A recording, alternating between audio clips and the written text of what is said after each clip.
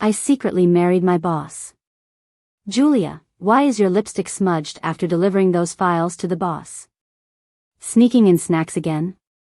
If you don't want this job, just quit. My team lead snapped at me. While I was fumbling for words, the boss suddenly appeared at the door, glanced at him casually. I ate it. Got a problem?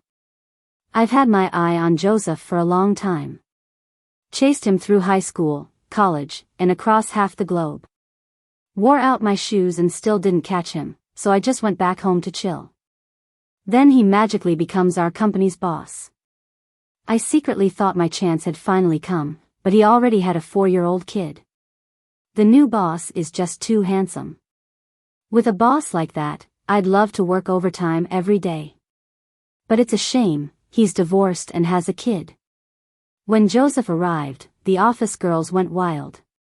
Hearing them talk about him all the time got on my nerves. All those years I spent chasing him, he got married, divorced, had a kid, lived quite the life. Meanwhile, I was foolish enough to like him all those years. This time, I finally gave up. Over the weekend, my family set me up on a blind date. The moment I saw him sitting across from me, I felt like the world had to have a bug in it. And he just looked at me and asked if I wanted to get married. Is he crazy? Why me? I asked, holding my excited heart. Am I better than the influencers who wait for him downstairs every day? You're more down to earth, he replied bluntly. Thanks, I guess. I asked, please, compliment me better, I don't want to be down to the ground. 200 grand, he paused. I'll give you 200 grand a year for a contract marriage, I won't interfere with your freedom. What makes you think 200 grand? I didn't even finish my sentence. Then I see 200 grand hit my bank account. I felt like he was insulting me. In theory, I should give the money back and slap him. Reality is, I'm 27, life taught me never to turn down money.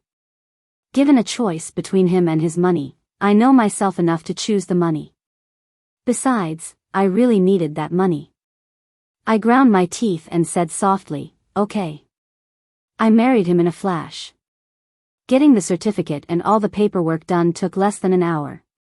He handed me a marriage contract. I just needed to pick up his kid from school every day and act like a competent stepmom. But, I had to keep our relationship a secret, especially at work. I got it. He hired a nanny with money, just to take care of his kid.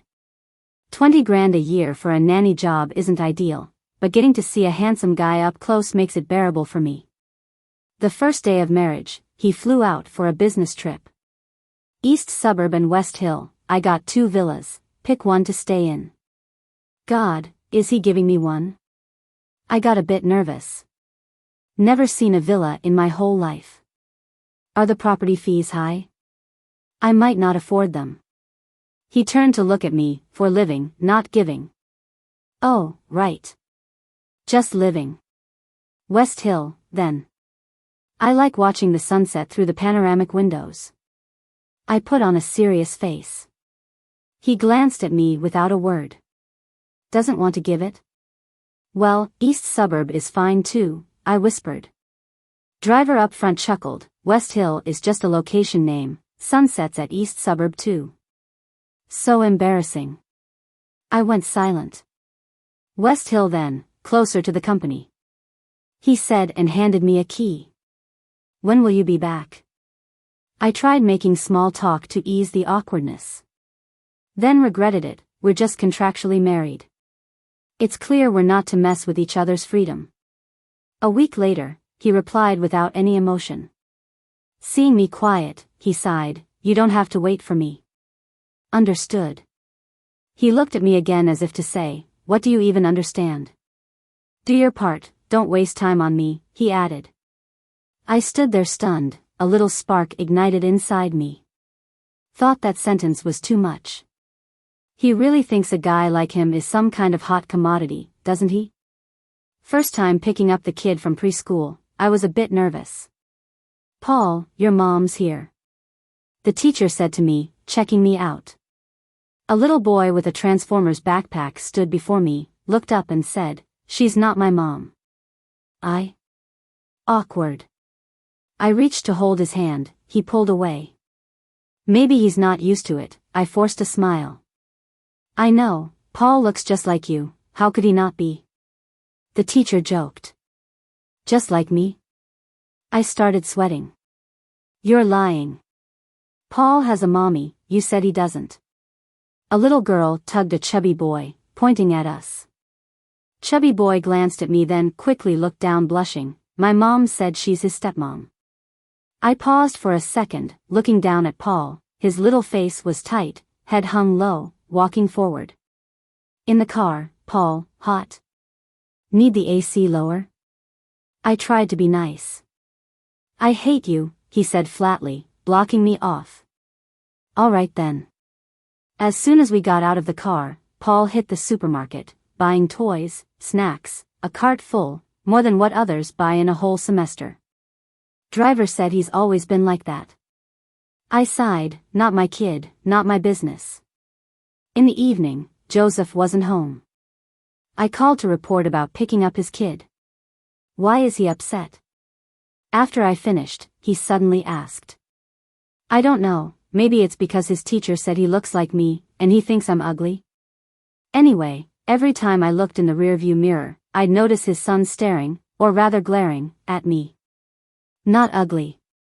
Joseph was silent for a while on the phone, just ignore him. Not ugly? My heart fluttered a bit. The first pickup was a fail. And the subsequent ones too. But I kept my cool, smiled through whatever Paul said, and just did my job. Why argue with a kid? Over the weekend, coworker Lisa invited me to the mall. I was thinking of getting my mom some loose-fitting t-shirts. It'd be convenient for changing when she's at the hospital. In the mall's underground parking lot, right in front of the elevator, there was a black Bentley parked. The only reason I noticed was because Joseph has one too. And the next second, there he was. The window was half down, and through it, I saw a girl inside. At that moment, I felt something I couldn't quite put my finger on. Lisa saw them too. She nudged my elbow and whispered, "It's the boss." So, we both started watching them blatantly. Anything else you want? Joseph's voice was rough and cool, his eyes dark as ink. I don't want a bag or a necklace, I want you.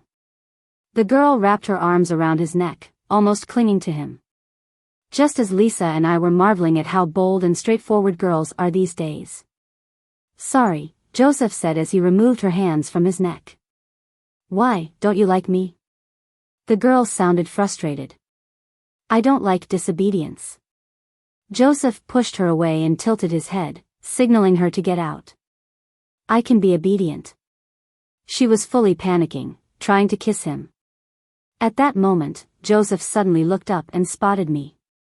Caught in the act, I couldn't look away in time, utterly embarrassed. He stared at me for several seconds, his expression hard to read. Delete my contact, he said, turning back to the persistent girl, his face suddenly cold. Don't be stupid. The girl couldn't take it, grabbed her bag, and got out crying. Lisa and I hurried to press the elevator button, and as it closed, I saw him still sitting there, watching me. I couldn't read his emotions, whether he wanted to explain or didn't care to. I believed it was the latter. Julia, just now, was that the TikTok influencer with 1 million followers in the boss's car? I used to really like her. Lisa excitedly showed me on TikTok. She's quite pretty. I glanced at it, had to admit, Joseph had good taste. I used to admire her, but seeing her act all submissive to our boss is such a letdown. I chuckled softly. With money, the world gets weird. So, could our future boss's wife be an influencer? Will she be visiting the office all the time? Maybe. I hesitated to say more. Whenever this happens, I remind myself of the prenup. Lisa led me to the second floor, noting, seems like influencers all marry rich guys now. Hard to believe a handsome, rich, charming man like our boss is into influencers too. Well, it's a win for the influencer too. Becoming a stepmom is a gain. I just went along with her. You're still single. I should have my mom find someone good for you. She paused. For regular folks like us, thinking about someone like the boss is a stretch. If you find a stable guy with a good temper, that's hitting the jackpot. Yeah, true. Just as I said that, my phone rang. Joseph? Who's that? Lisa glanced at my contact name and chuckled. My cousin. I motioned that I needed to take the call. When will you be done shopping? His voice was the same as ever, deep and pleasant, making my heart unexpectedly race. 5. There was the flick of a lighter on his end, then a pause. Can you catch a cab home? I have to drop someone off. Though it sounded like a question, it was clearly not. Yeah, go ahead and drop her off. I probably should have just said sure. I don't know why I added that. Once it was out, I sounded like a jealous winner, even surprising myself. He paused again, as if explaining, I have an event tonight. Got it. Saying it's an event, but is he taking that influencer chick, or meeting another one? I felt a sting and a swell inside, but then realized, what right do I have? We're just in a contractual marriage. Emichim. He didn't say more and hung up. Next second, I got a notification, 20,000 deposited. I stared at the number on my phone, thinking for a few seconds. So this is what he means by liking someone obedient?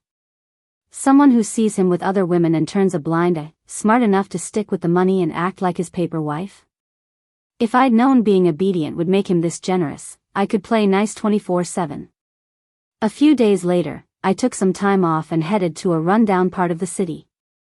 In an old red brick building, as soon as I walked in, I saw empty beer bottles scattered around. You're drinking again? My chest felt tight, seeing her like this just made me sigh. You've grown wings? Trying to control me? She hurled a bottle at me, making my forehead throb in pain. Ignoring the pain, I bent down to clean up the bottles and got her up from bed. Had enough? Go out if you're done with your tantrum. Every May, my mom starts drinking. I know she's missing my sister again. I won't go, no money. She shrugged me off and splashed water on her face. I called a car for her and managed to get her to the hospital. Seeing the bill, she seemed ready to toss it and leave. I've got it. I showed her my phone balance. You sold out? She gasped, her tone changing when she saw it. Thanks a lot for her big mouth. Everyone in the ward started looking at me funny. I took a deep breath. Couldn't I have earned it? She seemed doubtful. Hospitals are just money traps. Your mom's tough, this won't kill me. I felt awkward, but knew why she was like this. Because money was tight. She wanted to live with dignity too, but life kept dealing her harsh blows. Talk to me about being tough after you're off the operating table. I ignored her, got everything sorted myself. After all the tests, her surgery was set for 8 p.m. When things finally settled, she stopped acting up. You're 27. Marry a good man, I'm tired of fussing over you. Before going into surgery, she suddenly told me. She had never spoken to me that way before, it sounded like a farewell. No way. I was annoyed. You. My mom fumed. If you're that tough, jump off the table and argue with me later, I snapped back, irritated. Sitting on the bench outside the operating room, my feelings were all over the place. Joseph was a match set up by my grandma. She said he was her war buddy's grandson. She didn't know Joseph's family owned a company, and they weren't just well off, they were loaded. The matchmaking was probably just for show. About the quick wedding, I didn't want to tell my mom, knowing well what she'd do with that info. My mom's words flashed through my mind. You have a sister, 2 years older, named Michelle, in the UK. If I don't make it off that table, go find her for me. Her photo and address are saved on my phone. This was the first time I ever saw a photo of my sister. She looked so pretty, dressed in Gucci and carrying a Chanel bag. I couldn't help but say, wow, my dad, whom I've never met, must be really loaded. My grandmother had secretly told me that after my parents divorced, my sister lived with my dad while I lived with my mom. My mom was pretty selfish. She was afraid I'd turn my back on her after raising me for over 20 years and leave her for someone else. So, she always told me I was born from just her, that I didn't have a dad. Why did everyone else have a dad and I didn't? Your dad died. Julia, if you don't want to stay with me, then just leave now. Every time I saw her shaking with anger, I'd give in. If he's dead, he's dead. Why get mad at a dead person? I'd try to comfort her. The heart stent surgery took longer than I thought. Waiting outside felt like forever. After about an hour, the doctor finally let me in. They said the catheter was inserted, and there were 2 arteries blocked by 90%, so I needed to choose the treatment plan. Both plans had their pros and cons, with quite a difference in cost. Are you the only family member here? I didn't really understand, but seeing my mom lying there twisted my heart, so I went for the most expensive option. Without thinking, I just signed wherever the doctor pointed. My palms were sweating a lot. I couldn't even properly write my name as I signed. After signing, I felt like I was floating, unsettled. This was the first major decision I'd ever made. I always thought I was independent enough not to need anyone. But while signing off on my mom's surgery, I realized how terrifying loneliness was. It could easily eat away at my strength, leaving me completely helpless. What if she really died? I didn't dare to think about it. She really had a terrible temper. She smoked, drank, gambled, did all of it. When she got mad, she'd hit me, yell at me, and tell me to get lost. Where would I even go? But even though she wasn't much of a mother, she'd rush me to the clinic at midnight if I had a high fever, demanding the doctor see me until they gave in. Even though she wasn't much of a mother, she'd confront my classmates' parents if I got bullied.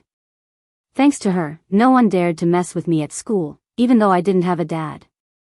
Her own life was a mess, yet she still managed to raise me. So, I'm not going anywhere. I'll stay with her and see who outlives whom. After sitting there for a long time, my hand felt wet. Touching my eyes, I realized I was crying. I figured I should go wash my face. As I rounded the corner, I saw 2 people walking by. Broke up again and even blocked her. Talk about cold-hearted. A doctor in a white coat said with a laugh. A man in a suit huffed but stayed silent. Everyone's betting on who the next influencer you'll date will be. What exactly are you looking for, Joseph? Not into it anymore. The man replied calmly. A familiar voice shot through my ears, giving me a chill. Joseph? I froze in place. Why is he here? Eavesdropping isn't cool at all. But they were walking too quickly for me to avoid them. I was stuck. Not into it? The doctor seemed surprised. Is Joseph turning over a new leaf? Joseph didn't respond but smiled and said, the old man set me up with someone. A date? The doctor got even more excited. Are you going on a blind date? Before I could hear the answer, Joseph was standing right in front of me. I stood there, looking up at him, getting caught in his gaze. My limbs didn't know what to do. The doctor noticed our awkward eye contact and paused. Friend of yours? He asked. Boss, I exclaimed before Joseph could answer. Your employee. Joseph simply looked at me, then passed me to the end of the hallway where the surgery room was. What are you doing here? I'm here for someone's surgery. I instinctively didn't want to reveal it was my mom. He glanced at the intervention room door behind me, frowning slightly. You're here alone?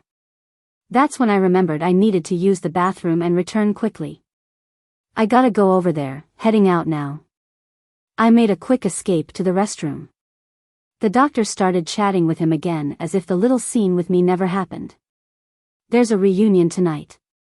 You gotta cover for me. I can't drink much, I've got work tomorrow. I didn't catch what else they talked about. Coming out of the restroom, the hallway was empty, so I went back to wait by the surgery room. Thinking about their conversation left me feeling low. Even his classmates knew he was such a player, so my presence in his life was really just a paper marriage. What else was I expecting? After a bit, they brought my mom out.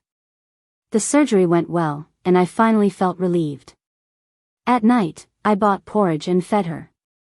She was in pain, so she didn't scold me much. Seeing her asleep, I hired a nurse because I had to go to work and couldn't stay at the hospital. While swiping my card, I thought of Joseph again. Thanks to him, I could confidently use my card. I chuckled bitterly. Just as I was about to take the elevator down, my phone rang. Heading home? It was Joseph. I didn't understand why he was asking. Was he still at the hospital? Yeah, I'm about to leave the hospital. Head to basement level 2. Basement level 2? Without thinking much, I went there. Stepping out of the elevator, I immediately saw his black Bentley. He rolled down the window, motioning me to get in. With no choice, I reluctantly opened the back door. Sit in the front. Just 3 simple words, but commanding. Okay, I slid into the front seat nervously. Usually, we drove to work together, with me in the back seat. I'd get off a block away from the office. This was the first time I sat in the front with him driving. He turned slightly, checked I was buckled in, then started driving toward the villa. Weren't you going to a reunion? I thought he'd be at some bar this late. You fond of eavesdropping? He asked back. I wasn't intentionally eavesdropping, I hurried to explain. He didn't say anything, just glanced at me. Looking at him, his long fingers drummed lightly on the steering wheel, his expression unreadable. Reunions are boring. He said simply, as if explaining. Oh, I didn't know what else to say. How's the person's surgery? He asked. Do you need me to say hi? I know some leaders in their department. No need. I quickly cut him off. I didn't want him to find out that was my mom, and I definitely didn't want my mom to know about the crazy stuff I was doing.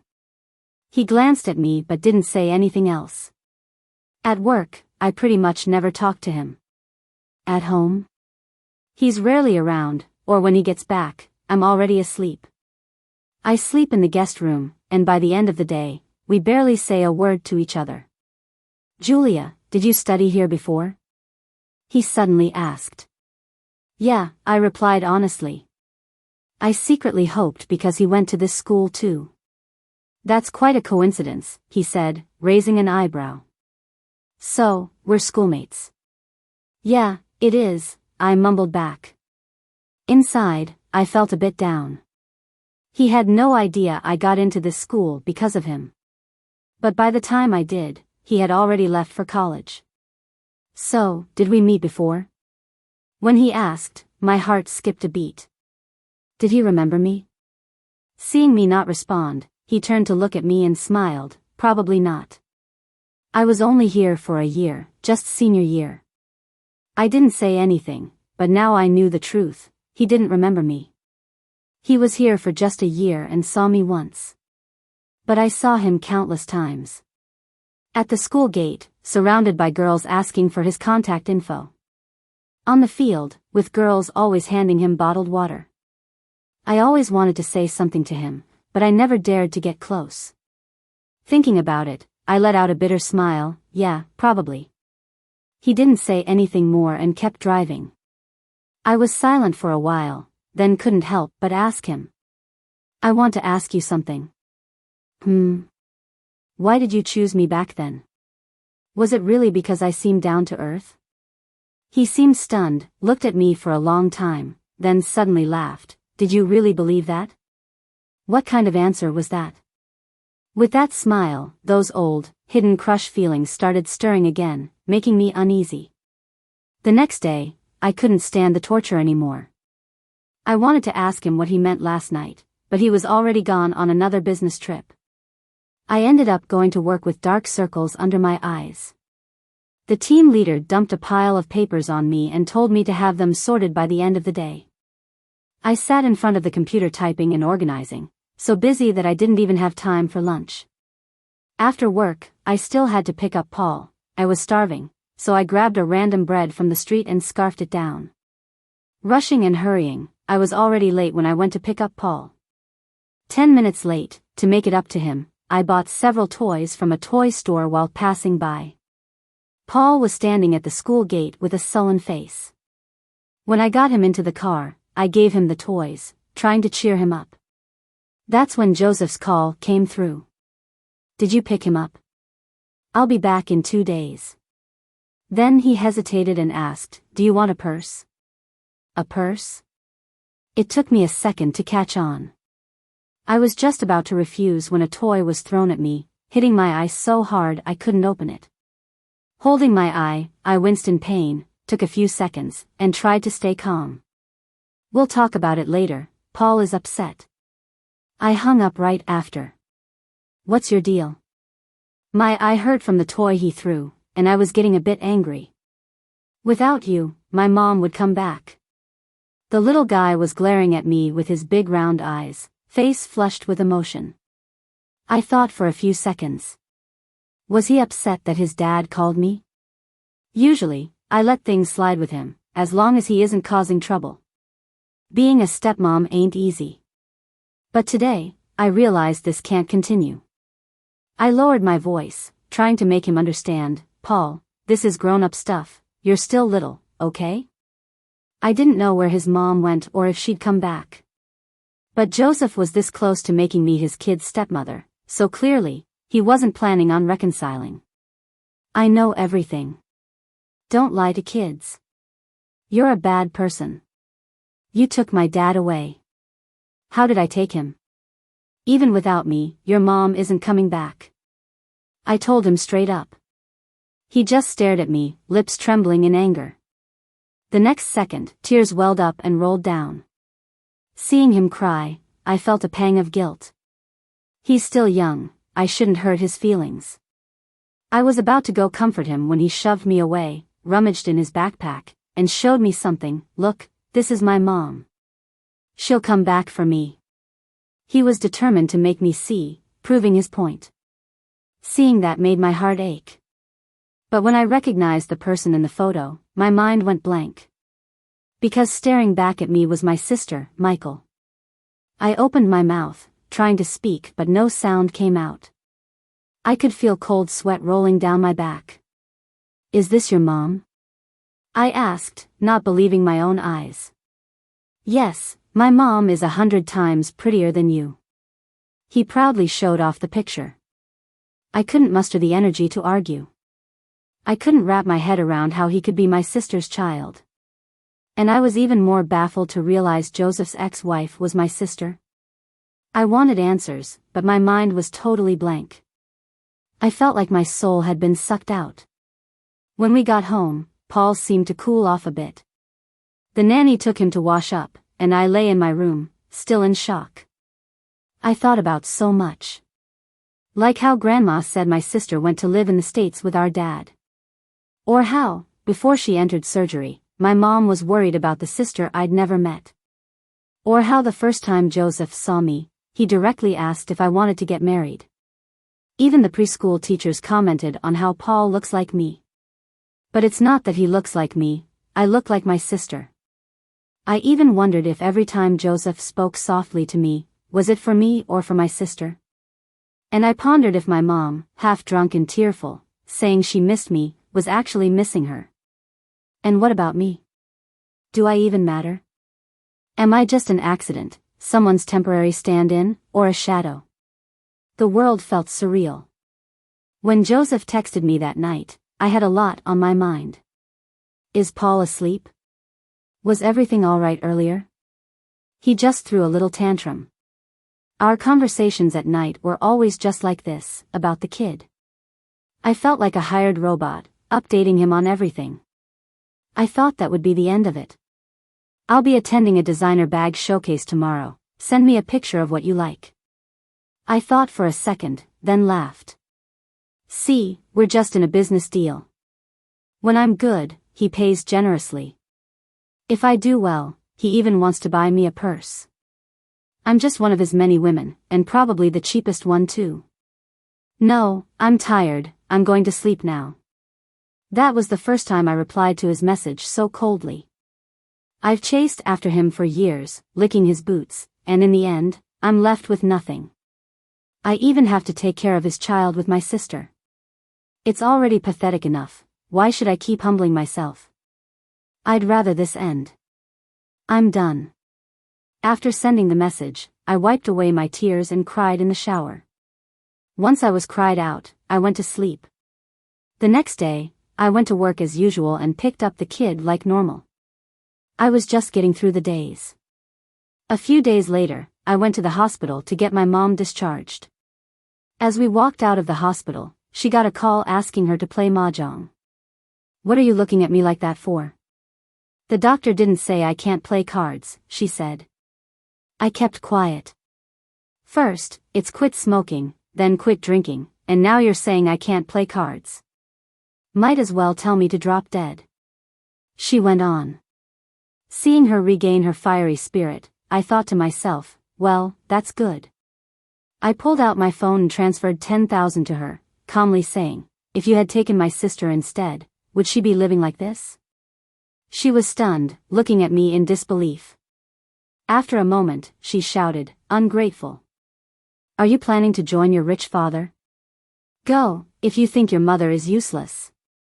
Just don't come back. Her lashing out made me want to laugh. She always thinks it's about the money. I just pity her. This silly woman. As soon as she thinks I'm leaving, she panics. I didn't say anything else, just silently helped her with her medication and took her back to her neighborhood. I didn't want to pick up the kid or go back to that home. But I couldn't afford to break off the engagement. So, I had to push through and keep going. After a few days, I realized something. I got myself a big wave perm and dyed my hair chestnut brown. I was happy to see that I looked different from my sister in the photos. At the company meeting, Joseph came around again. What's with Joseph lately, always showing up at our group meetings? He doesn't visit other teams this much. My team leader was sweating nervously. Maybe he's interested in the new intern girl in our team. Stop joking, the intern girl said, blushing in embarrassment. Then who else? Who else is single? Someone teased. Julia is still single. A colleague chimed in. I just watched the fun in silence, never expecting it would land on me. Julia? My team leader shook his head. No way, Joseph isn't into that. Thanks for that, I thought. I don't like guys like him either, I muttered, not too kindly. Right after I said it, the room fell silent.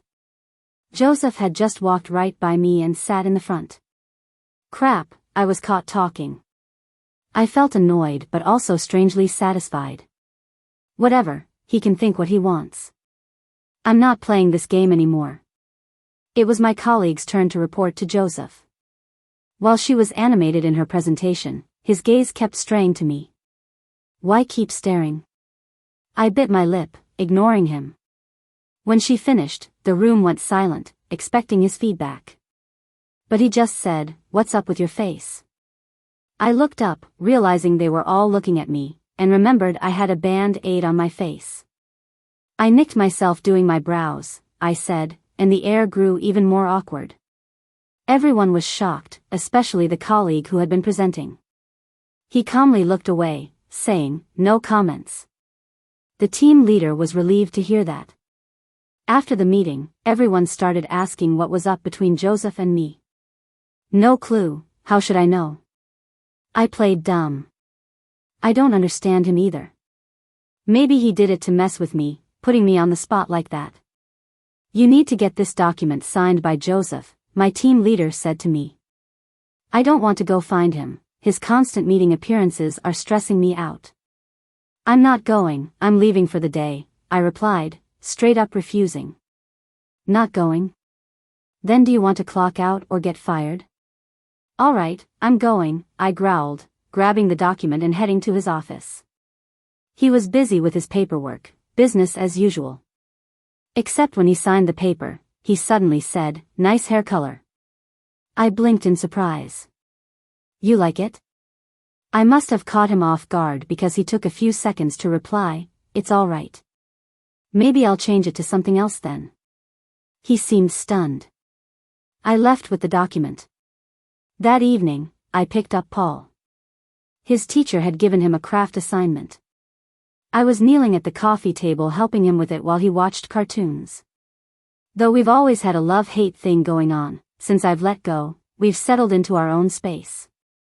I pick him up every day, and we don't talk much. He shops for toys with his dad's card, and I help carry them home. He watches cartoons while I do his homework. We've found our balance. Midway through, Joseph came back. He changed his clothes and joined us.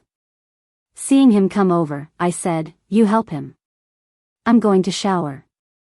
He watched me but didn't say anything. After my shower, I saw him leaning against the door, staring straight at me. My heart skipped a beat, and I moved to shut the door. "I'm sleeping, my work is done today," I said, shooing him away. His gaze burned into me, and I suddenly realized I was just wrapped in a towel. He didn't say a word, just took out a cigarette, lighting it up, looking nothing like his serious work self, more like a youthful rebel. "What's up?" he finally asked. "What's up with what?" I played dumb again. "Is Paul getting on your nerves?" "No." "Has your team leader piled on the work?" "Nope." "Then what is it?" "Money problems?" He lit a cigarette, looking like he was losing patience. "Money issues?" It's not like that's a new thing. I decided I didn't want to like him anymore, and he thought I was just making a fuss. Even if I was, it seemed he thought it unrelated to him. Despite everything, it made me a little sad. He sighed, softening his tone, "I've been busy lately. If you need something, just tell me." "I don't want anything," I said, forcing a smile. "We're divorcing in a year anyway." "So troublesome," he finally said, "do what you want." With that, he turned and went back to his room. I closed the door and lay down. My heart still ached. See? He doesn't care. These little dramas of mine mean nothing to him. Life moves on. Love isn't the only thing you need to live. In the afternoon, I went to pick up Paul. As soon as I got to the preschool, the teacher told me Paul had hit someone. I was shocked. "You see," said the parent of the boy Paul hit, "my son's head has 2 bumps because of your son. What are you going to do about it?" With bright red nails and teetering on high heels, she was aggressive. Paul was silent, fists clenched and face set. The kid he hit was a chubby boy, William, the same one who called me stepmom before. "What happened?" I asked Paul, kneeling down to his level. He stayed quiet. "Mom, it hurts so much," the chubby boy cried loudly. "Serves you right," Paul shouted, staring him down defiantly. "I have a bit of a headache." "How rude. Cursing at people, weren't you taught any manners by your parents?" William's mom raised her hand, about to hit him. I reflexively looked over at Paul. He was clearly upset by those words, his little face flushed and tears welling up, but he wouldn't cry. "What's with the way you're talking?" I stepped in front of Paul protectively. "What do you want? Your kid hit someone, and you've still got the nerve to argue?" William's mom seemed ready to fight me. "Let's talk it over calmly, not in front of the kids." A teacher intervened to mediate. I swallowed my anger and said, "Fine, let me ask the kid first, and teacher, could you check the security footage?" I pulled Paul over to the side. I crouched down, looking at him. He stood straight but said nothing. I sighed, holding his hand. "It's okay, don't be scared. If you didn't hit anyone, his mom can't touch you. But even if you did hit him, I'll take care of it. Tell me when you're ready." I wasn't getting an answer from him, so I gave up for now. Even if he did hit someone, I'd apologize or whatever, I'd deal with it. I was just about to stand up when he quietly said, "I don't have a mom anymore. I froze, staring at him. I don't have a mom anymore, he repeated. And then, just like that, tears started rolling down his cheeks. That hit me hard. I didn't know how to react for a moment. After a second, I swallowed my emotions and took his hand. Why do you think that? Your mom's just busy right now. She's gone, he said, trying to hold back tears but failing. Gone? His words hit me deeply, suddenly bringing back my own childhood memories. When I was little, every time I asked my mom where my dad was, she'd say he was gone. And she had a bad temper. If I asked too many times, she'd hit me. I stopped asking after that, just cried alone under the covers.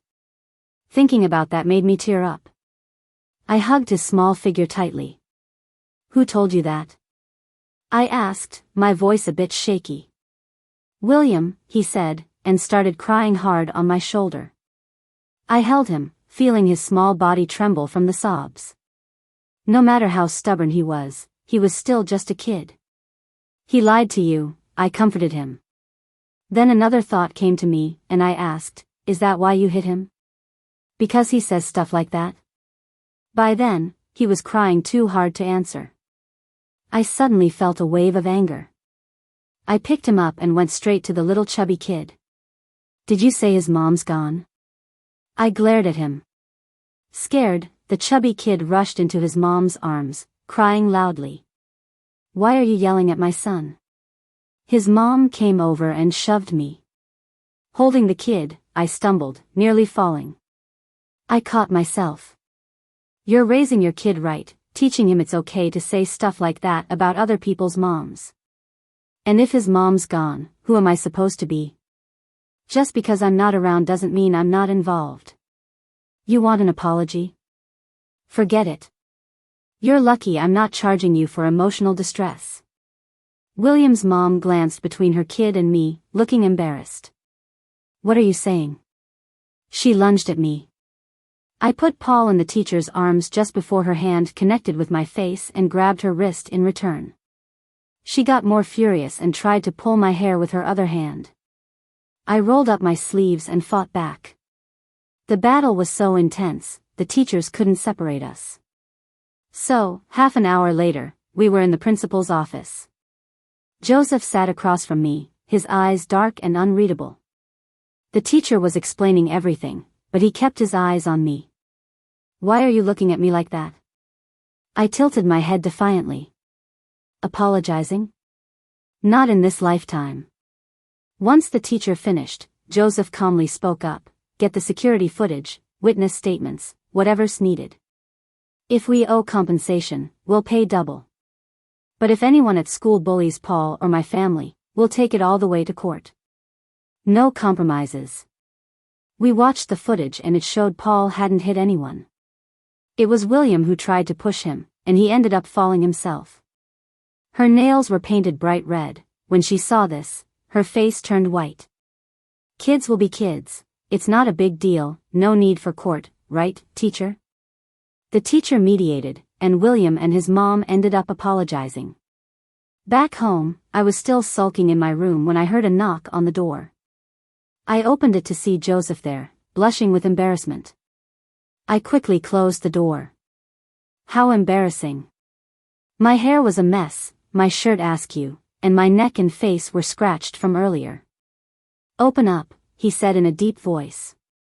Not a good time, I'm going to bed. I didn't want him to see me like this, even though he'd already seen the worst in me that afternoon. I was sure he was disappointed in me.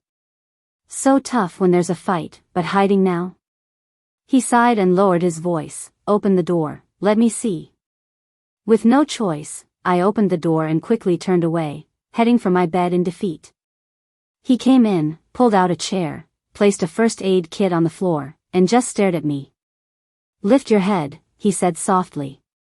I didn't move. Then, his slender fingers lifted my chin, and I met his gaze. My heart skipped a beat. Going into a fight you could lose? He looked at me closely. Who says I lost? She didn't have it easy either, I shot back, not ready to back down. Her painted nails were her only strength. He looked at me, his serious face breaking into a small smile. He must be laughing at me, I was fuming inside, wringing my hand. But then he opened the kit and gently started cleaning and dressing my wounds. His touch was so gentle, and his breath so close, I felt awkward and leaned back to create some distance. Does it hurt? He paused his movements. No. Then why are you moving away? He pulled me closer in a single move. I held my breath, not daring to move. It was like he'd cast a spell on me. Whatever he said, I just listened. Where else did you get hurt?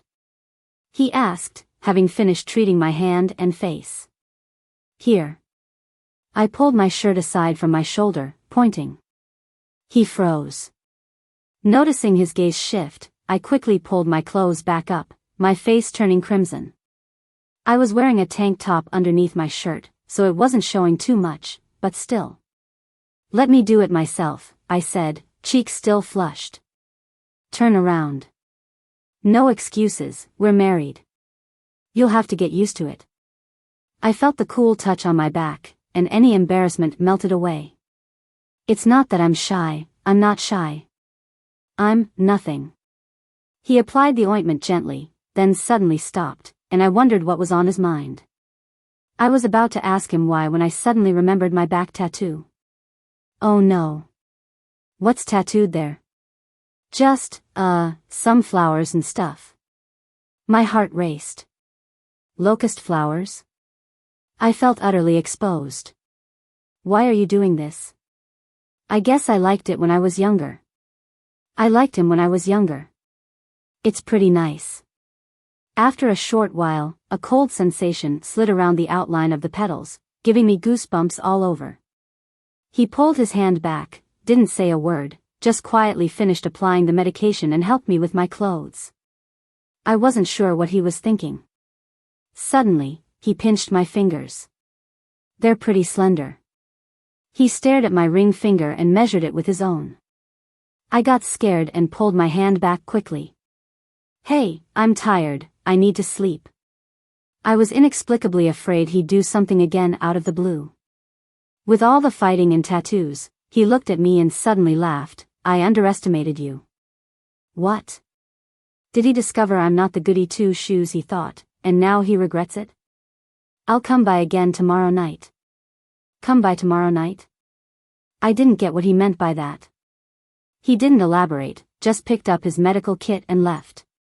The next day at work, I was lost in thought, couldn't focus. I kept thinking about what he said and did last night, and I was getting shaky. Crushes are like that. You swear you're going to say goodbye, that you'll never like him again. But then, he shows the slightest bit of kindness, says something that could be misinterpreted, and I start overthinking again. I thought about the locust tree flower tattoo on my back, and then about that boy. Back when I was in elementary school, I went to a mahjong place to find my mom after school one day. I waited late, but my mom refused to leave, so I took the keys and went home alone. One of her poker pals ended up following me to an alley. The guy tried to get handsy with me, and I was scared to death, bit him, and ran. When I got to the alley entrance, there was a group of students. I shouted. Only one person stopped. I ran over to him and dove into his arms. He didn't push me away. I met a bad guy, I cried and begged him to help me. He shielded me behind him and gently said, "Don't be afraid, I'm here." That guy saw someone there and slipped away down the alley. He walked me back to the slum area. Are you alone at home? Where are your parents? He glanced into the empty house and frowned. My mom hasn't come back yet from mahjong. I still hadn't calmed down, my whole body was trembling. He didn't say anything, just patted my shoulder. Don't be afraid, I'll wait outside until your mom comes back. He pointed to the locust tree at the door. So he stood there with his phone, waiting under the tree for hours. Whenever I woke from a nightmare and peeked outside, he was there. Moonlight shone on his face, and his shadow under the tree stretched so long. That elongated shadow was like a beam of light in my dark life. That night, my mom finally came back near dawn. When I woke up, he was gone from the locust tree. I found his school badge in the house and learned his name was Joseph. That was when this stubborn dream began. I wanted to get into the same school as him. I stayed in the slum area, avoiding the mischievous kids and studying hard. But when I finally saw his excellent graduate record, he'd already made it into University A. I studied even harder non-stop and got into University A too. But then, he went for his master's and even studied in the UK. He probably won't ever know me this lifetime. I kept that school badge hidden in my diary. But then, he was with my sister and had a kid with her. He'll never know about my hidden love in the dark corners. Thinking about it gives me this bitterness that makes it hard to breathe. I thought about Paul saying his mom died yesterday, and I got a bit panicky. If that's true, my poor mom, how sad she'd be. After thinking for a long time, waiting until after work, I decided to find him and get some clarity. When I got home, it was almost like I hit the jackpot because he was actually there. I knocked on his study. He opened the door. "What's up?" He stood in the doorway, looking puzzled at me. "Did you marry me because I look like someone?" I mustered the courage to get straight to the point. He was stunned for a second, looking confused. "What's going on?" "Hang tight, I'll come to your room." Did he not want to answer because he was guilty? But that question was weighing on my heart. I didn't want to wait anymore. "If you just see me as someone to run errands for you or as a backup, sorry, I can't be that robot you want. Find someone else." I was determined to get an answer. "Explain, what tool, what double?" A voice, aged and husky, came from behind him. A white-haired old man with a cane emerged, startling me. Joseph pressed his hand against his forehead with a sigh and said gently, "My grandfather." "Grandfather?" I was speechless. "Call him Grandpa." He gave me a pointed look. "Grandpa," I said as if I had any other choice. "You didn't even mention getting married. Keeping it from the family, what are you all up to?" Grandpa glared at Joseph. "Been busy," Joseph responded dismissively. "You earned some lousy money, and now you're hiding your wife from this old man?" Grandpa nearly hit him with his cane, but spared him since I was there. "How could we hide it from you? Here you are." Joseph supported his grandfather. "Don't get mad now, you're getting old." I stood there motionless, not daring to move. "What's your name?" Grandpa lowered his voice, smiling at me. Joseph was left speechless by how fast Grandpa switched gears. "Julia," I softly replied. "Julia? You're my battle buddy's granddaughter?" This punk said he wasn't settled down. Grandpa scolded Joseph and then said to me, "Tell Grandpa how this punk's been bullying you." I glanced at Joseph, who helplessly shrugged. "Why are you looking at him?"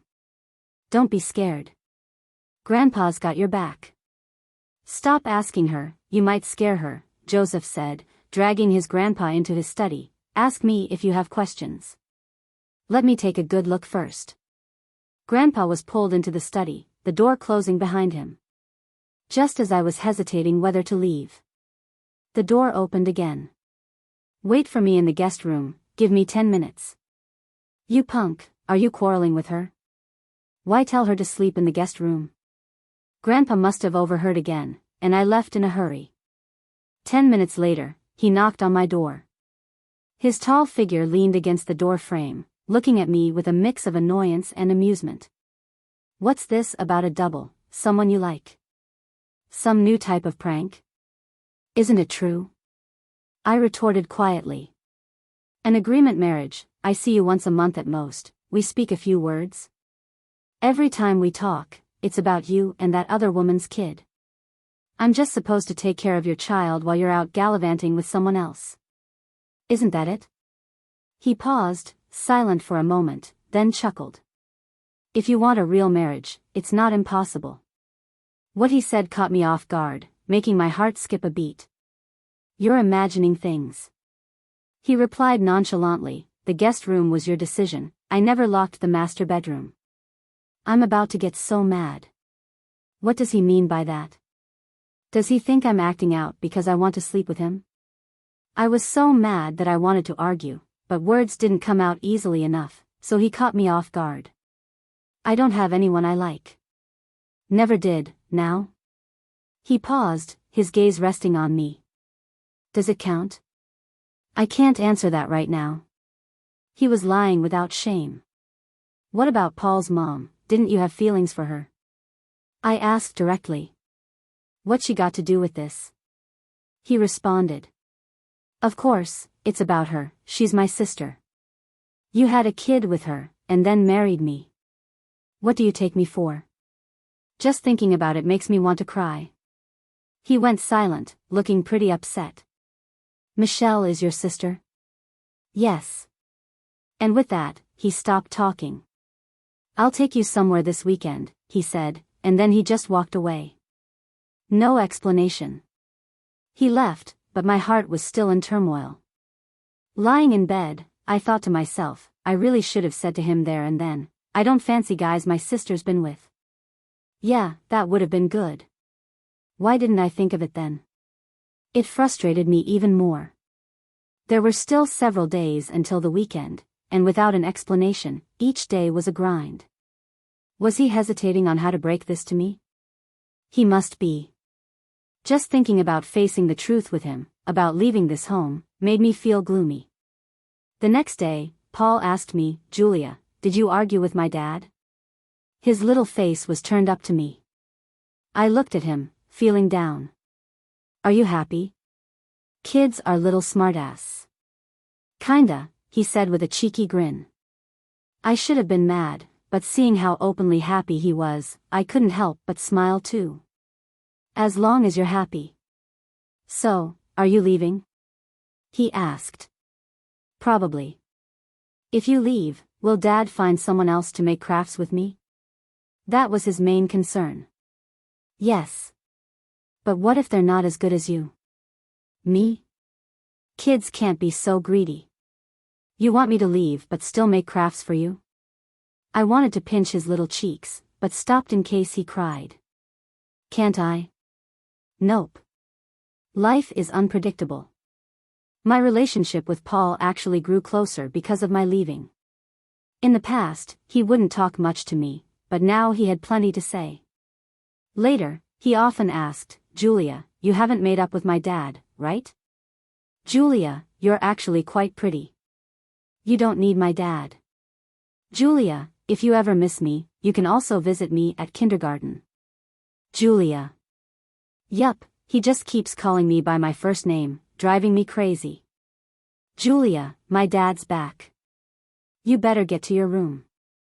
He quickly got up, pushing me with his little chubby hands. Me? Aren't you in a cold war with my dad? He asked seriously. Does a cold war mean I have to hide? Whoever speaks first loses. I found his serious little face amusing. Where did he learn that? But I really didn't want to see Joseph, so I just went back to my room. In the room, I could hear voices outside. Dad, it's no use going up. Julia won't talk to you. Oh. Did she say something to you? Dad, I heard her on a voice call with another guy. Then silence. I froze for a second. After thinking for a while, I realized it was probably my team leader who called me and Paul overheard, then spun the story. I thought about explaining, but decided against it. In the middle of the night, I was half asleep when someone tugged at my hand. It was Paul. What's the matter? I quickly got up and held him. Julia, maybe you shouldn't leave, he hesitated. In the middle of the night, just in pajamas, come up here, I said, pulling him onto the bed. He snuggled into my arms. Julia, I think my mom isn't coming back. He clung to me and cried again. If you go, no one will back me up in fights anymore. So soft-hearted, I ended up gently stroking his head. All right, I won't go. Go to sleep. The next day on my way to work. Logically, Joseph should have already left by then. But nope, a black Bentley parked right in front of me. Get in, he said, rolling down the window. I stood there, pretending not to hear. He glanced at his watch and lowered his voice. There's 30 minutes to go, and it's hard to catch a cab here. Don't want your team lead to chew you out for being late, right? He won't. I smiled at him. A second later, I hopped into my team lead's car. Julia, next time you're out this late, you're fired, my team lead scolded, glaring at me. Yes, I was almost late, so I had sent a distress signal in the team group chat and my team lead drove a mile to pick me up. Team lead, chill, with you around I'd never be late. I buttered him up, which noticeably improved his mood. At the office, we had our meeting. Joseph came again. What's going on lately?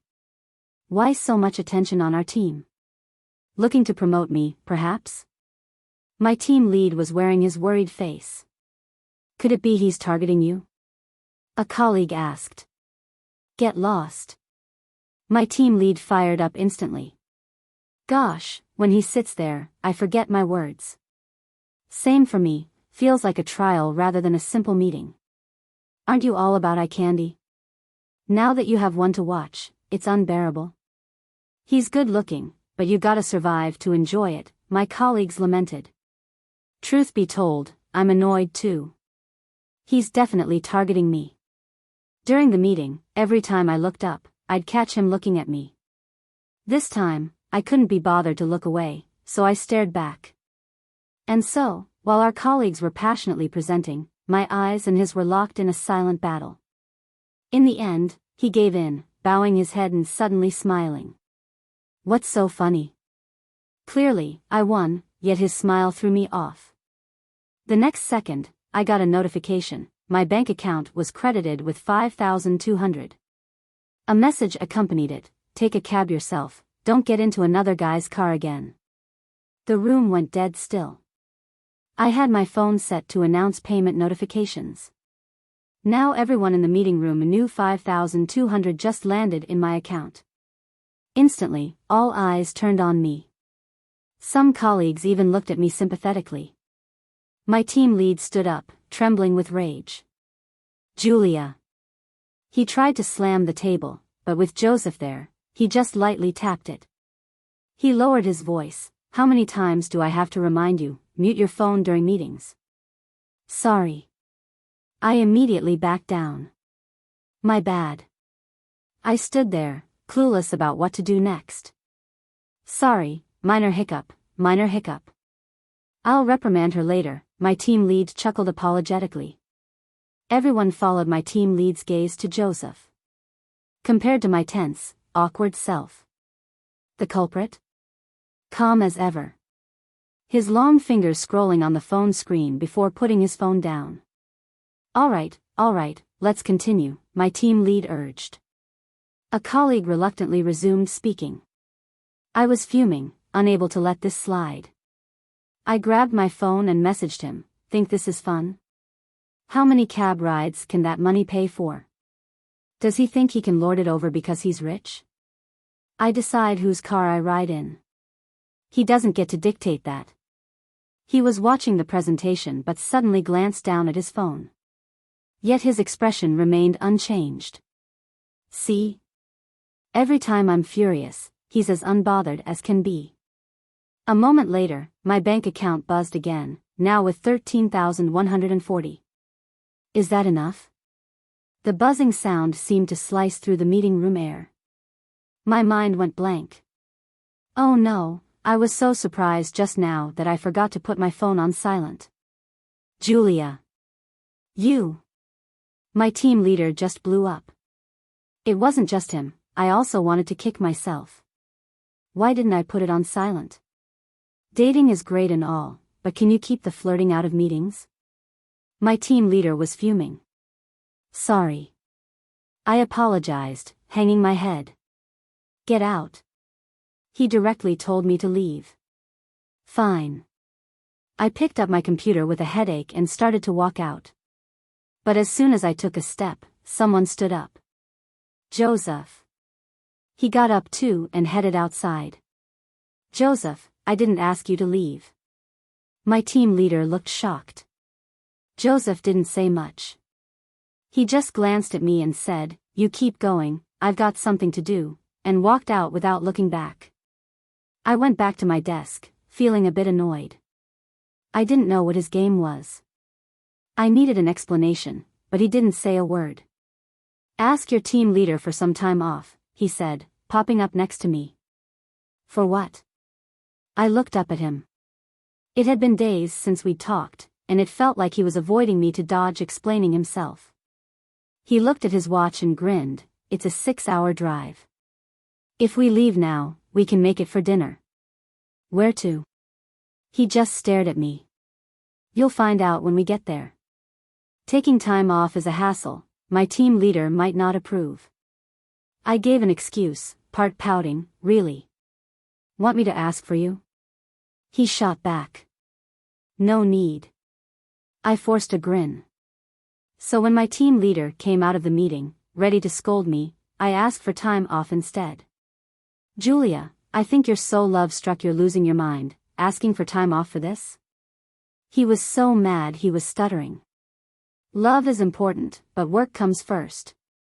I nodded. "Can I have the time off then?" He was so exasperated he rolled his eyes and signed my leave slip, tossing it back to me. "I don't want to see you around here today." "Got it, see you the day after tomorrow," I said with a big smile and slipped away. Joseph was driving. It was a 6-hour trip, and Paul and I fell asleep in the back seat.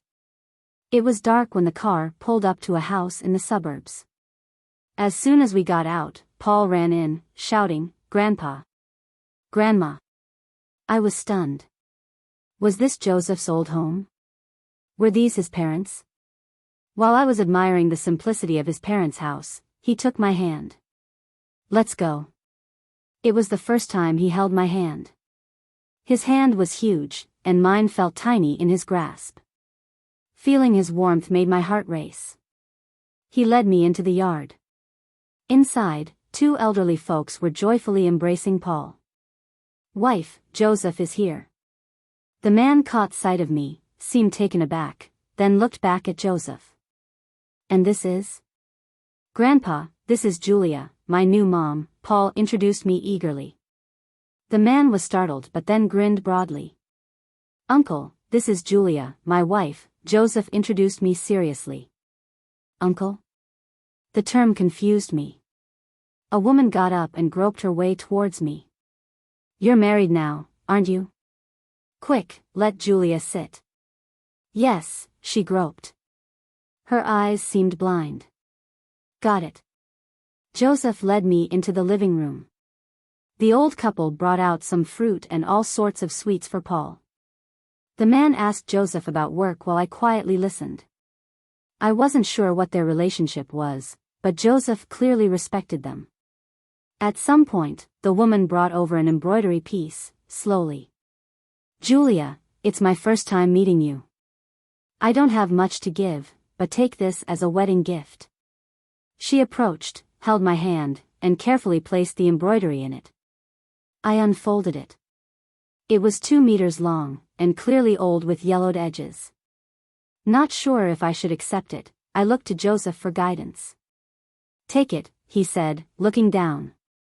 When he looked up again, his eyes were a bit red. Later, Joseph went outside to help the man with some gardening, discussing something. The woman reached for me but hesitated. I took her hand.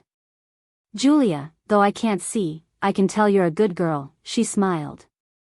"Now that Joseph has opened up and married you, I'm at peace." I didn't understand everything, and eventually asked her. "What struggle did he have?" "He didn't tell you?" She murmured. "Well, he keeps everything inside but is deeply loyal." "And did he not talk about Paul?" "No," I answered truthfully. She sighed, reaching to pull me closer. I helped steady her. She smiled, leading me to a bedroom where a photo sat. It had Joseph and another boy. "This is Joseph, and that's my son, David," she pointed out. David? That name rang a bell. They grew up together, best brothers. Even went to school in Britain together. Hearing this, I was moved. Another person like me? From the same school? Was your son close to him? How come they haven't stayed in touch? Normally, Joseph seemed alone. Besides that one doctor I'd met, he didn't seem close to anyone. He passed away 4 years ago, she said quietly. Yet I saw tears in her blind eyes. I was shocked. Reacting on impulse, I apologized. Sorry, I didn't mean to. It's okay, it's in the past. She wiped her tears, smiling to comfort me. It only made me feel worse.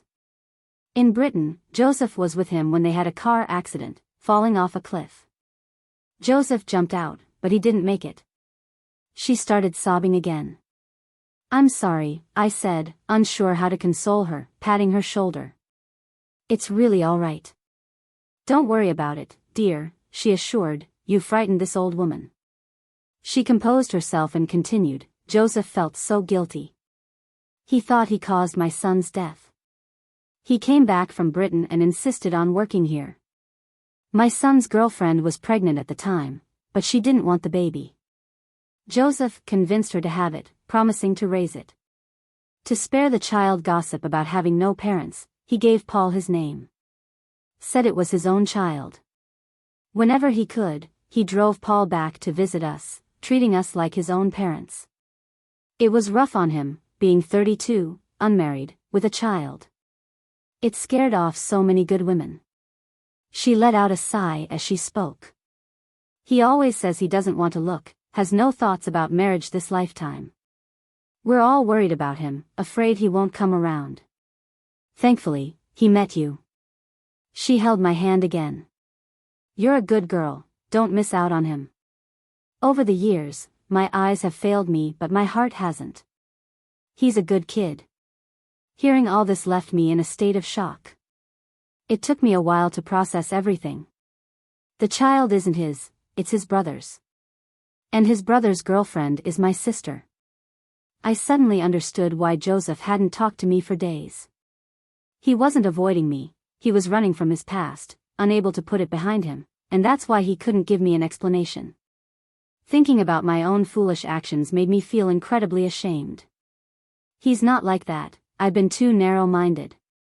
I earnestly promised his mom. The next day, the elderly couple saw us off to the corner, and Paul waved goodbye. They smiled and told us to be careful on the road. But as soon as we turned, I saw in the rearview mirror that the two elders turned away to wipe their tears. It hit me like a punch to the gut. Did Auntie tell you everything? That night, when we got home, Joseph came into my room. He walked over, fiddling with the trinkets in my room. Do you know who that embroidery was for? Huh? Who? I asked, puzzled. Auntie spent 3 years making it for David's wedding, he said calmly. Unfortunately, later on, Auntie's eyesight deteriorated, and she never got to see David get married. He paused. After David was gone, she cried so much her eyesight was ruined. I felt a pang in my heart. I don't know what to say. And yet you dare keep it, he remarked with a not-so-happy look. Weren't you the one who told me to? You'll do whatever I tell you? Since when are you so obedient? He gave me a sideways glance. Then I'll return it, I said as I made a move to pack it up. But he grabbed my hand and asked, where's the logic in keeping something and then returning it? What do we do then? I'm losing my mind. What else? We'll use it when we plan the wedding. A wedding? I was shocked. Don't you want to? Even Grandpa came to see me. I can't avoid it, things are already being set up. You'll have to work a bit harder. But this isn't about hard work. I said, a bit panicked. Then what is it about? What is it about? How am I supposed to know? With so much happening all at once, I felt lost. You've got a month to get ready, he said, patting my shoulder. Then he walked out. Clarity hit me. I knew what it was about, the real question is, does he like me? If he doesn't, getting the marriage license would already be a mistake, and having a wedding would just make it worse. Joseph, I called out just as he was about to close the door. He stopped and turned to look at me. I hesitated, unsure of how to ask the question. Asking someone if they like you is incredibly hard to say out loud. Seeing I wasn't speaking, he turned his whole body towards me, leaning casually against the door frame. What? Want to sleep in the master bedroom tonight? I instantly blushed, the question I had in mind slipping away. I'll take a cab in the morning, I threw at him before turning away, not looking at him. Suit yourself, he replied, somewhat deflated, as he closed the door. After that day, things between Joseph and me became unclear, almost like a dance of secrecy and anticipation. If he wasn't working late, he would join me in picking up Paul from school. He'd stay in at night, watching while I did crafts with Paul. Every night before bed, he'd come to chat for a bit. Mostly, he'd just listen, occasionally flipping through a book. Before leaving, he'd always remind me, if you need anything, call me. I'll keep my phone on, and the door unlocked. The hint was clear, even without kisses, hugs, or any physical touch, his gestures set my heart racing. Joseph suggested we visit my mom over the weekend. I thought about it for a long time and finally agreed. To prepare, I took some time off work to tidy up my mom's place, warning her several times not to say anything careless. My mom was pretty understanding this time. Knowing I was bringing my boyfriend over made her really happy. Don't worry, I'll be on my best behavior, she assured me, thumping her chest. She runs a mahjong parlor in a rundown area but doesn't play herself. She just watches and occasionally serves tea, and it suits her. Leaving her place, I felt so relieved, my steps as light as air. Returning home that night, I noticed a pair of high heels at the entrance. My heart skipped a beat. Then, I heard arguing from the living room. If you want the kids so bad, marry me. You know I've always been waiting for you. Hearing a woman's voice, I felt frozen to the spot. She finally showed up. That's impossible, Joseph said calmly. Why is it impossible? You'd rather marry just anyone than me? She responded, sounding desperate. Do you think I would get together with my brother's girlfriend? Joseph replied. But you know since the beginning, I've only liked you. I was with David just to make you jealous. Why can't you see me? Her voice was full of tears. My heart clenched. I knew who it was my sister. But I never imagined she had feelings for Joseph, let alone having David's child and now threatening Joseph to marry her. I knew Joseph cared a lot about Paul and hated the thought of losing him. I was scared to hear his answer. And then he said, I don't like you. Never did and never will. And you can't take the child. She laughed through her tears. You really think a child can live without his mom? Have you thought about what would happen to him without a mother? He'd become sensitive, insecure, maybe go down a destructive path. Could you take responsibility for that? There was silence from Joseph's side, and my heart ached at the thought of it. I remembered Paul crying to me, saying, Julia, I don't have a mom anymore. She's gone. His eyes so wounded. Children are innocent. If Paul knew his longed for mom had returned only to see him as a pawn, how heartbroken he'd be. I changed my shoes and went over. Joseph saw me first. I saw it in his eyes, the helplessness, the unresolved pain, and I felt for him. Who are you? Michelle asked, confused. She looked at Joseph, and her confusion turned to jealousy. Sister, I said calmly. This was the first time I saw her in 27 years. Everything I knew about her came from my grandma. I always imagined if I met her, she'd hug me, call me sis, cry, and say she's missed me all these years, or maybe she'd just treat me like a stranger. I never thought our first meeting would be like this. Life has a funny way of surprising you. I calmly told her she had a mom living in the projects who missed her, and now I'm married to Joseph. She didn't care how mom was doing or living. All she cared about was, you, living in the projects, have no self-awareness? How can you marry Joseph? I liked him first. What gives you the right to take him from me? I was stunned. Who said you liked him before me? You should visit Mom, she misses you. I sighed, not wanting to argue anymore. My mom's in England. A slum dweller wants me as a daughter? Ridiculous. Just say you need money. Her snobbish attitude hurt. I'd rather beg than take a cent from you. I turned away, keeping my tears at bay. I thought about my mom. That silly woman gets tormented every May on my sister's birthday, longing for a daughter who doesn't acknowledge her. It's ironic. Get out. Joseph said calmly but firmly. Joseph, you?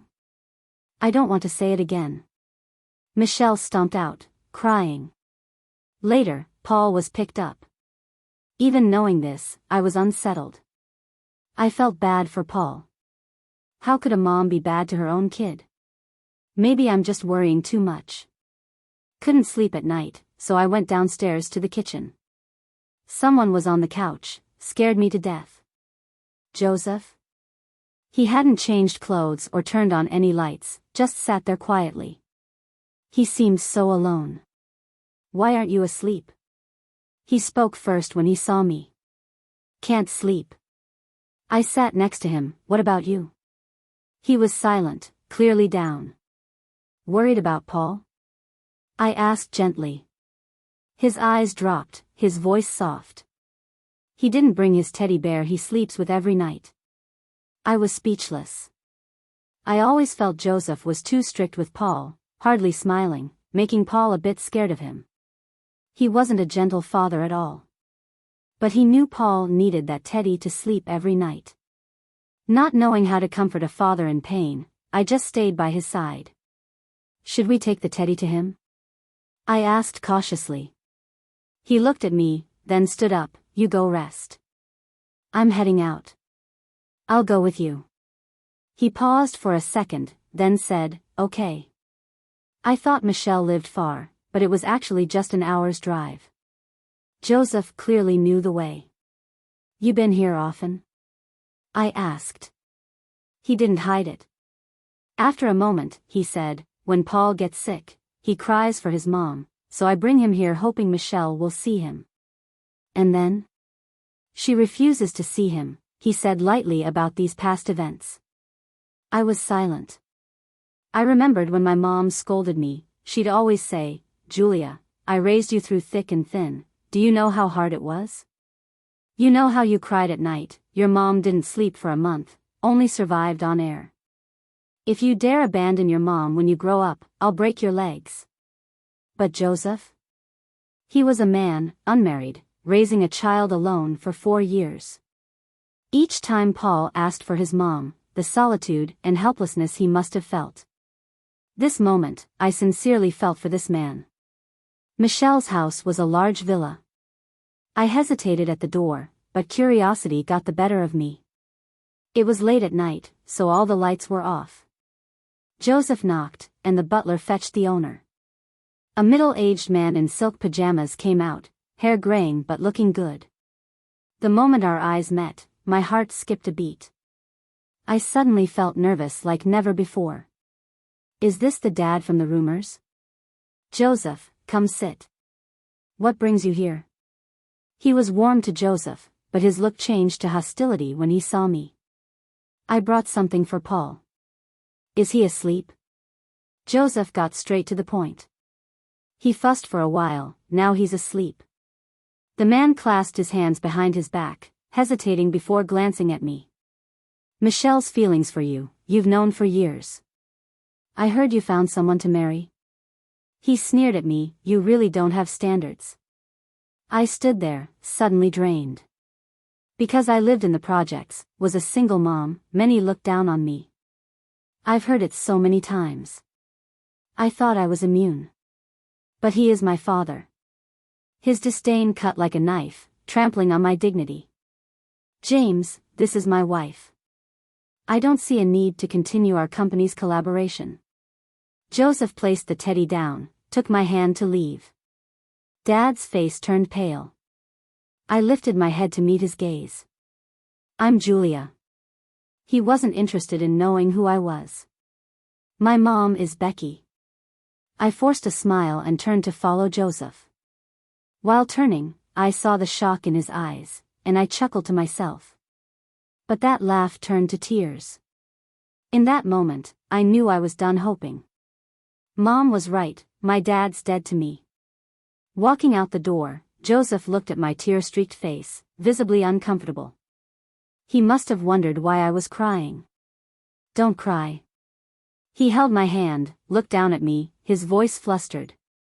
Blame me, I shouldn't have brought you here. He thought I was upset by James's words. Joseph didn't know the only reason he could hurt me was because of his identity. It's not your fault. I turned to hide, maintaining the last shred of dignity before him. He's my dad. I smiled, trying not to sound too affected. You won't believe it, it's the first time I've seen him. I wiped my tears. I thought I could hold it in, but Joseph's caring look broke my resolve. He said nothing, just held me close, quietly. Julia, don't cry. He gently stroked my hair. Julia, don't cry, he repeated, again and again. And I cried more, unable to stop. I imagined this moment countless times. When Mom hysterically beat and scolded me. When classmates teased me for not having a father. When I worried about Mom's health and couldn't afford her treatment. I always dreamed my dad would walk up, hug me, and say, Julia, don't cry. Then take me, facing all challenges together. In Mom's presence, I never dared to express my longing for Dad but always saw him as my distant savior at night. Yet life is harsher than imagined. On the way back, I stayed silent. Joseph didn't push. Maybe he wanted to leave me some dignity. In the days afterward, Joseph was very kind. Waiting for me going to and from work. But I kept avoiding him with various excuses. Eventually, I moved back to the projects where Mom was. Finally decided to keep Mom company. My mom is pretty happy with me. When I'm not at work, I'm at her mahjong spot helping out. But after a few days, she noticed something was up. Did you and your boyfriend have a fight? You said Joseph was visiting this weekend, right? She asked. Not getting married, I mumbled, too down to talk much. Not getting married? What are you doing? My mom got so mad she was ready to smack me. One minute she's calling me a good daughter, the next, she's tossing my stuff out the door. Mom. I found myself locked outside. Get lost if you're gonna be here making trouble, she snapped. What am I supposed to do? I felt tears welling up. Go to your boyfriend's, figure out your fight. What are you hiding here for? This ain't no dumpster. I said I'm not getting married. I don't deserve it. I don't want him pitying me. I sat by the door, bawling. My mom yanked open the door, yelling, Who dares pity you?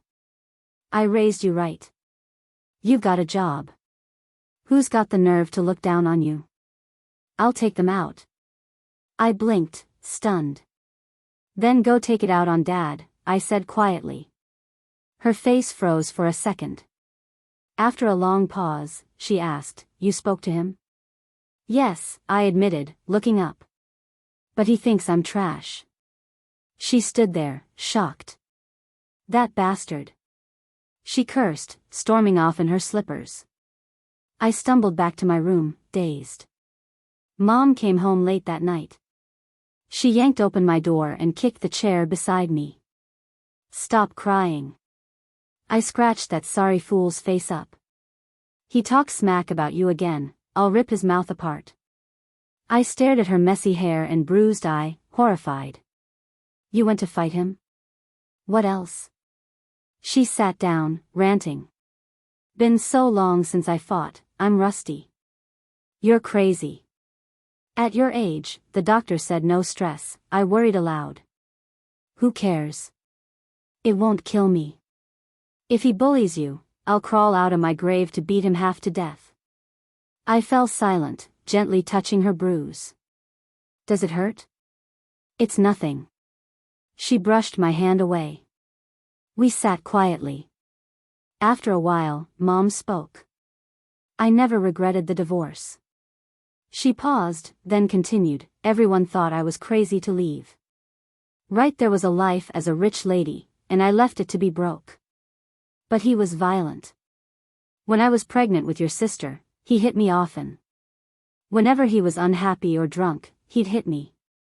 I couldn't take it. I thought having kids might change him, but personality never changes. I endured for 2 years. Once you were born, I'd had enough. I asked for a divorce. I wasn't afraid to fight. I could take him on forever, I'm not one to give up. But with kids, your sister would cry her heart out. I had to think of her. I wanted to take both you and your sister with me, but your dad had all the money and power. I had no income. They didn't grant me custody, just you, because you were still a baby. I'd never heard why she got divorced before. Honestly, I used to think it was my mom's temper that ended their marriage. Never expected it was Dad's abuse. I found out she did really well, top of her class. She went to a top high school and a great college, then studied abroad in the UK. Your dad's not great, but he got her a decent stepmom, someone humane, didn't mistreat her.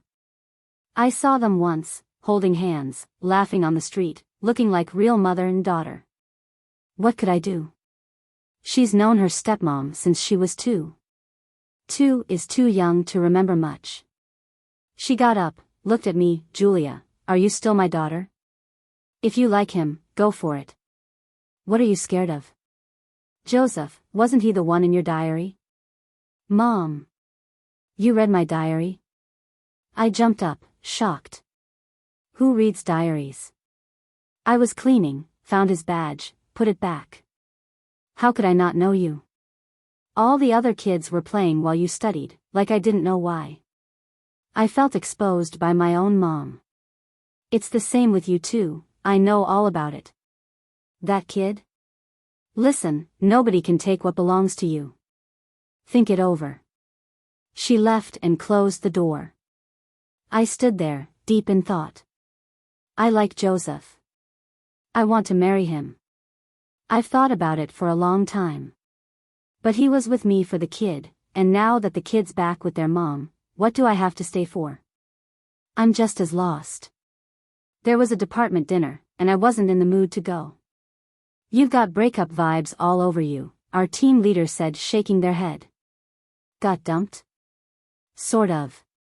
What kind of guy dumps you? I should have words with him. Didn't you say I'm nothing special? A woman in my department is worth more than any out there. Thanks, that's comforting. Don't be down, come out for drinks. I'll help you if you spot someone. She insisted. I'm not sure about this. Guy doesn't get drunk, you got no shot. Her logic was relentless. I couldn't win, and she eventually dragged me there. Joseph, you not joining? A colleague reminded him. I'll catch up, just need to touch base first. Normally Joseph never shows up to these things, but protocol's routine. Then at the barbecue place, Julia looked towards us, her face sheepish. Be on your best behavior, Joseph's here. Almost joking my eating buddy on his pork belly. Surprised, I kept my head down, not daring to look. Joseph, your seat's here, Julia gestured, wiping the top seat for him. I'll just sit here, came his deep voice above me, his polished shoes beside mine. A knot formed in my stomach. Is it okay? He softened, asking me. What can I say? I just moved the bag off the chair. Sure thing. The guy next to me made me a bit uneasy with his vibe. My coworkers started toasting him, and he didn't refuse a single one, just tilted his head back and drank. I was worried about him, but it wasn't my place to say anything, so I just focused on grilling the meat. Every time I looked up, I caught him sneaking glances at me, only to quickly look away. Someone offered him a cigarette, but he calmly refused, saying it was too stuffy to smoke in here. Once he said that, everyone else fell in line and stopped smoking too. He hardly ate a thing, just kept drinking. It was obvious he wasn't into the barbecue. I was zoned out when the server brought the steamed cheesy sweet potato, and I almost burned my fingers trying to open the foil. "Watch out, it's hot." He was drinking with the others but still reached out to stop me. I looked up and saw him looking right at me. He motioned for me to sit down, opened the foil himself, and scooped some into my bowl. "Is that enough?" he asked softly. Yeah, it's enough," I stammered. My coworkers were stunned. The awkwardness was off the charts. But he just kept his cool, chatting and drinking with them. After a bit, he glanced at me again, asking quietly when no one was looking, "Did you burn yourself?" "No," I answered, wary of being overheard. He was getting bolder with all the drinking and eventually grabbed my hand under the table without a word, just holding on to it. I was a bit flustered and wanted to pull away, but he wouldn't let go. "Joseph," I whispered his name when everyone was relaxed and joking around, squeezing his hand gently. He turned toward me, bringing his face closer, clearly a bit tipsy, staring at me. "You should let go," I murmured. "What if someone sees?" He squeezed my hand again, refusing to release his grip. This guy, the boss, acting like a kid throwing a tantrum. I was at a loss. Trying so hard not to attract attention, staying so close that I was practically stuck to him. He noticed and couldn't help but smile. More women showed up at the next table, constantly looking over. I knew why. Joseph, with his outstanding looks, a bit tipsy, jacket off, shirt unbuttoned just enough to drive anyone wild. Who wouldn't be smitten? I glanced at him and then at the women sneakily taking photos, sighing silently. Then he leaned down and asked me, "Jealous?" "Let them look. What do I care?" I kept my head down, avoiding his gaze. "If you're this jealous, what will you do when I go to business dinners?" he teased. "Stop talking to me," I said, feeling overwhelmed by the chance of being caught. He didn't press further, just buttoned up his shirt to the top. I couldn't help but feel moved, even if I stayed silent. Then some girls grew brave and came over to ask for his contact info. "Do you know who he is?" The team leader was getting irritated. She hadn't expected that bringing the boss would cause so much trouble, photos, gossip, and now these requests. "Of course I know, he's my crush." "Hey dude, can you add me?" one asked boldly, reaching for his arm. The co-workers found it funny, but Joseph stayed serious, dodging her and not giving her any chance. "Sorry, I'm married," he said, staying polite but firm. "Even married people can make friends, right?" The girl pressed on. "No," he said, uncompromising, "she wouldn't like it." His grip tightened on my hand under the table. My face heated up. This moment drove me wild with excitement. How could I not be? The guy who appeared countless times in my dreams, holding my hand, shutting out all other romantic prospects without a word. When the dinner ended, he finally let my hand go. I realized my palm was sweaty from being in his grip. "Joseph, should I take you home?" the team leader asked, opening the car door for him. "No, you all go ahead," he waved, standing by the sidewalk, lighting a cigarette. "All right," she replied, turning to me, "Are you coming with us?" "I'll take you home." "You're playing favorites," a coworker teased. "No favoritism here. Julia just went through a breakup. How could I let her go home alone?" she replied. "You broke up?" a coworker asked me. What could I say? I looked at Joseph. He watched me through the smoke with an unreadable expression. "It's nothing major," I said, moving to the car. "I'll take you," Joseph suddenly spoke, staring at me. As if it was too blatant, he added, "It's on the way."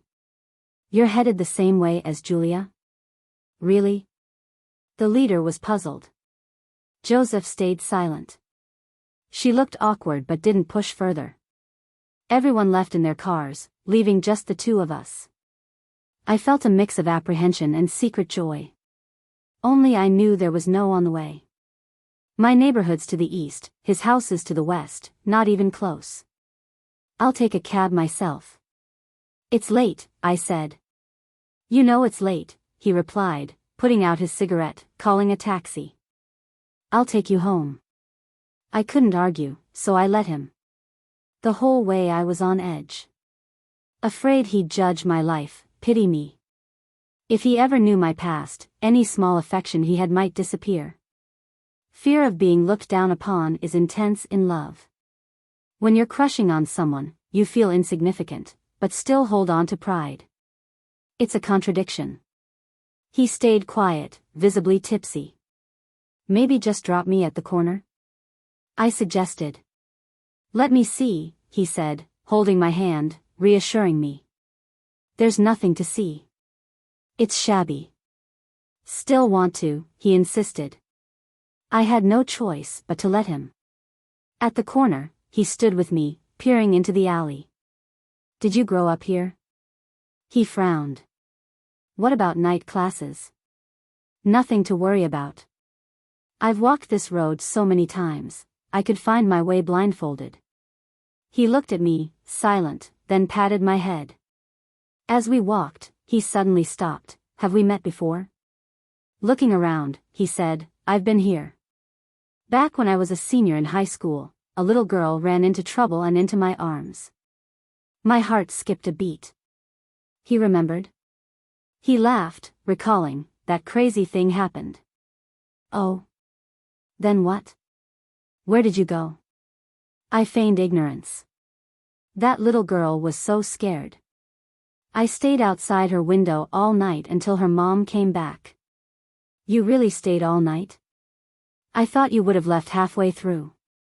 How could I leave? He laughed. She was scared and kept waking up, checking the window to see if I was still there. It's not even your business, and you stayed all night. I can't really explain it. She's kind of adorable. He said that and then suddenly laughed like he realized something. Are you jealous of a kid, a little sister? I was shocked at his line of thinking. Jealous? I shot him a look. How could I be jealous of myself? He dropped his head, looked at me seriously, and said, You look a lot like her. I paused. Could we be sisters or something? I joked. He didn't say anything, just seemed to seriously consider it. The next second, I arrived and pointed to the house. You should head back. He looked over, and when his eyes landed on that locust tree, his pupils widened. Before he could react, I went inside, leaving him outside by himself. I went to the window and watched him. He stood there for a few seconds, seeming to realize something, lit a cigarette, then slowly walked towards the locust tree. He raised his hand to touch the tree, head down, smoking. After finishing the cigarette, he looked up at me, just staring and eventually smiling.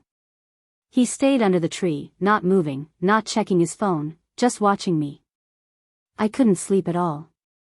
And when I tossed and turned again, peeking out the window, he slowly walked over. Can't sleep? His eyes were full of affection. With you here, how could I sleep? He smiled, then chat with me for a while. He suddenly bent down, lowering his head to get closer to me. He's so tall, the windowsill so low, the position looked a bit awkward for him. When do those locust flowers bloom? He smiled. Feeling his breath so close, I'm sure my face turned crimson. Freshman year. He looked at me leisurely. You liked me since freshman year? Caught off guard, I just stared, not speaking. Why didn't you come find me then? I did. I answered truthfully. He looked surprised. How come I didn't know? I was in the finance department at a university during undergrad. His eyebrows raised. Hearing that, he went from relaxed to suddenly serious. He stared straight at me. Sorry, I didn't know any of that.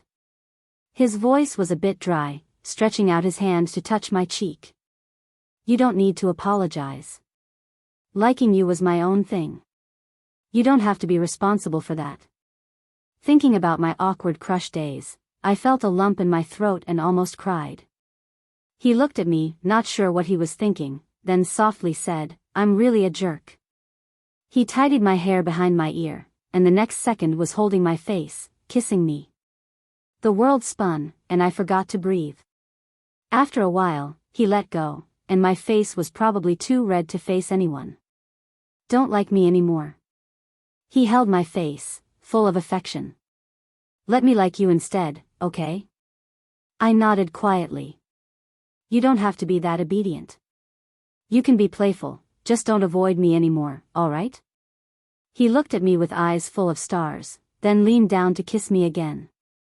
Outside, the moonlight stretched his shadow long and thin. Finally, my locust tree boy had returned. That night, he didn't leave. He stood under the locust tree, watching over me. The next morning, my mom got a shock. "Is that guy crazy, standing there all night?" "That's Joseph," I laughed. "Joseph?" My mom jumped up. "He came to make up with you?" "Kind of. So handsome. Why didn't you let him inside?" "Oh, you." My mom went out smiling to invite him in. He followed her in, although a bit nervous since it's his first time meeting her. But from the smile reaching my mom's ears, he made a great impression. Since it was the weekend, there was no work, so I helped my mom with her mahjong parlor. Joseph tagged along. I was worried. What could he do there? I served tea and water. I couldn't have him do that too. But my mom had a solution. "Joseph, do you play mahjong?" "A little. We're one player short. Wanna give it a try?" "Sure." I couldn't believe it, having a first-time guest play mahjong. I sat beside him, nervous about him not knowing how to play. Turns out my worries were unnecessary. Within a few rounds, the old-timers were hesitant to make any moves against him. "How's he this good?" "Julia, your boyfriend, huh? Handsome, plays well." I blushed at the compliments. Then, he started losing continuously. My relatives' faces eased, and by the end, they were all smiles. "Julia, your boy's a business owner, yeah? Loads of potential. Looks like a fine catch. Invite us to the wedding banquet, huh?" I smiled and agreed. I tugged his shirt. I guess I overestimated his skill. "He's terrible. You want me to take over?" "No worries, you relax. I'll keep you company later, alright?" What could I say? I just couldn't bear seeing him lose like this. When each of my relatives won thousands, he cheerfully paid up. "Sorry, I need to excuse myself now." Alright, you keep busy. Winning so much, we should be embarrassed, huh? Heh, I'll get better. Looking forward to learning more from you all next time. Absolutely. This young one's quite nice. He got up, tugging me along. "Did you lose on purpose?" I asked. He looked down at me. "If they're happy, it's all good." He glanced at his watch. "It's still early. Join me somewhere? Didn't you stay up all night?" "Not tired?" I asked.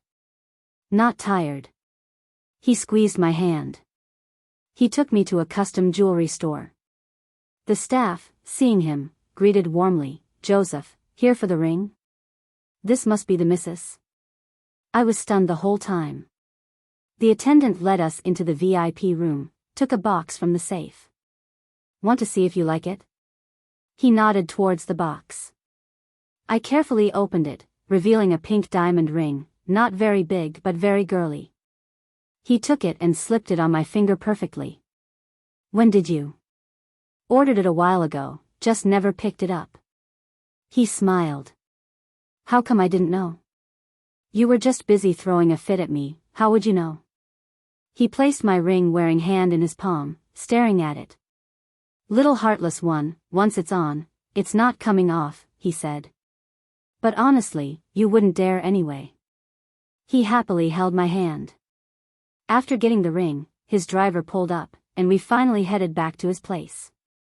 His grandpa beamed when he saw me, and was full of praise for him when he noticed the ring on my finger, saying he'd finally done something worthwhile. His parents were both in England. We chatted via video call. They didn't ask much about me, just said they respected their son's choice. Everything happened so suddenly, and by the end of the day, it felt like I was living in a dream. That night, I went back to his villa in Shishan with him. After showering, I came out to find him asleep on the couch. He must have been so tired today. I walked over, crouched down, and gazed at him without reservation.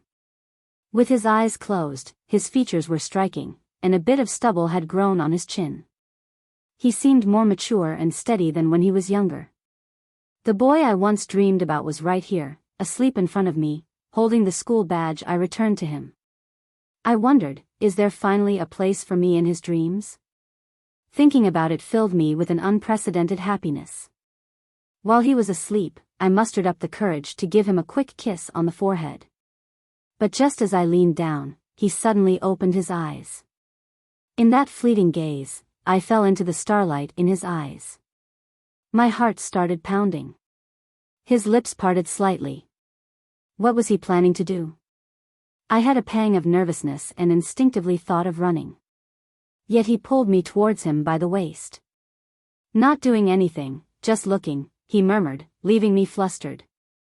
His eyes scanned steadily from my eyes downward, and I wondered, can any man just look in the middle of the night? Then I won't look either, I said, reaching out to push him away. But he gave me no chance to escape, instead pulling me closer. His voice went hoarse, if I don't let you look enough, what kind of normal man am I? He flipped over, leaning in to kiss me. Later, he whispered softly, Julia, don't be scared. What else could I do? You dig your own pit, you've got to fill it in yourself. The wedding is next week. He treats me well. But he's pretty restrained. At work, he's all business. At home, he shows his true self. He's got his act together at home, but at the office, he stays that icy boss. I seriously suspect he has a split personality. How else can he divide his work and personal life so clearly? And always stay so calm? At the office, my team leader was still moody, ragging on me daily for my project proposals. Julia, I'm telling you, if love's not going well, focus on your career and get those results up. Alright, I'll revise it again, okay? I replied. Spent the whole morning redoing the proposal, didn't even have time for lunch.